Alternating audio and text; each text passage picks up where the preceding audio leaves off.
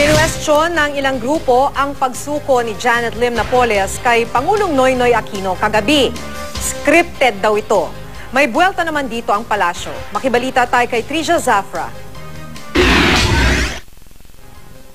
Sa mga larawang ito, makikita ang pagdating sa Malacanang kagabi ni Janet Lim Napoles, ang itinuturong nasa likod ng bilyon-bilyong pisong pork barrel scam. Kasama niya ang kanyang asawang si Jimmy Napoles at abogadong si Attorney Lorna Capunan. Kusang sumuko si Napoles kay Pangulong Noynoy Aquino matapos ang kanyang mahigit 2 linggong pagtatago. Ipinapaaresto si Napoles hindi dahil sa pagkulimbat niya umano sa pondo ng gobyerno, kundi para sa kasong serious illegal detention kay Ben-Hur Luy na nagsiwalat ng umano'y pork barrel scam.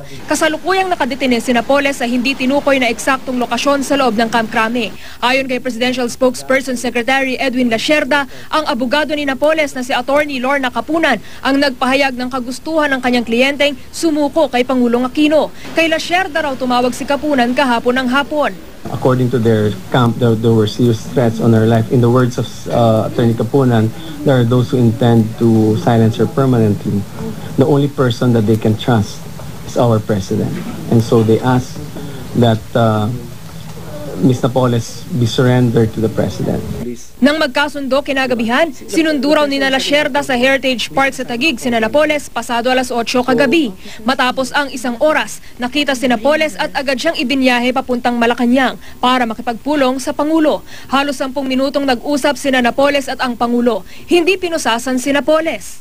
The only thing that they discussed was yung request ni Attorney Capunan, yung dahil may banta sa buhay niya, we made sure that her safety is secure. Yun lang po ang pinag-usapan. Walang pinag-usapan. Maraming tanong kahapon on kung gagawing state witness. Wala akong pinag-usapan ganun. Pinabulaanan naman ni Lasierda ang spekulasyon ng ilan na matagal na umanong nasa palasyo si Napoles. Pagkatapos ng meeting, inihatid daw si Napoles sa Camp Crame ni DILG Secretary Marojas kasama mismo si Pangulong Aquino. Ang original plan was pagkatapos ng surrender sa Malacanang ay ako at saka si Director General Purisima together with a SAF team was going to then bring Ms. Napoles dito sa Camp Crame. Nung paalis na kami, sabi ng Pangulo, puyat na rin lang tayo lahat, damay-damay na tayo, hatid ko na rin kayo doon. Sa Camp Crame, ginawa ang booking procedure kung saan kinuhanan ng fingerprints at mugshots si Napoles bilang isang preso. Bago ito, isinailalim si Napoles sa medical check-up sa palasyo. Ayon pa kay Lasierda, hindi pa napag-usapan kung saan nagtago si Napoles, pero hindi raw siya lumabas ng NCR. Ang NBI naman na ilang araw ding naghanap, nakahanda raw sakaling i-turn over na sa kanila si Napoles. Tiniyak din nilang hindi siya bibigyan ng special treatment. Sumuko si Napoles ilang oras matapos i-anunsyo ng Pangulo ang 10 milyong pisong pabuya para sa ikadarakip ng negosyante. Ang pagsuko niyang ito ikinatuwa ng kampo ng whistleblower na si Ben-Hur Luy. Posible raw na wala nang mahingalang tulong ang ginang.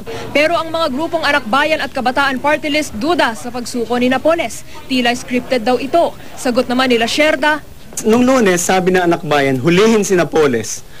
Nung nag-surrender na si Napoles, scripted ang huli. I mean, make up your mind, Anak Bayan, and be a little bit smarter than what you have stated.